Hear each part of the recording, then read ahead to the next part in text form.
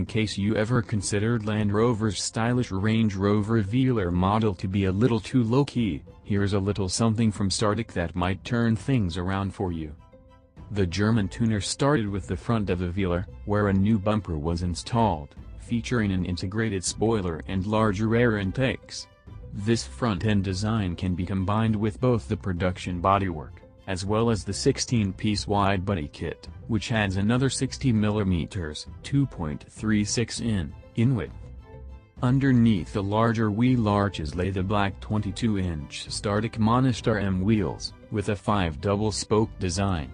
Look close and you will notice how the spokes actually extend all the way to the outer flange, making the wheels look even bigger than they already are. At the rear, there is a new insert to replace the production center panel, a diffuser and integrated exhaust tips. Rounding off the visuals is the tuner's ride height lowering system, available for all Velar models with air suspension, lowering the SUV by 30 mm, 1.18 in, while on the move.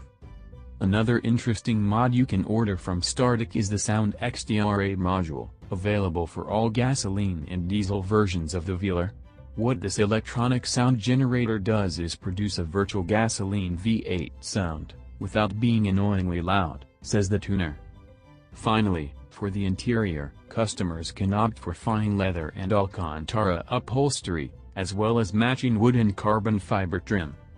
This customized British SUV will make its public debut at the 2018 Geneva Motor Show, next week.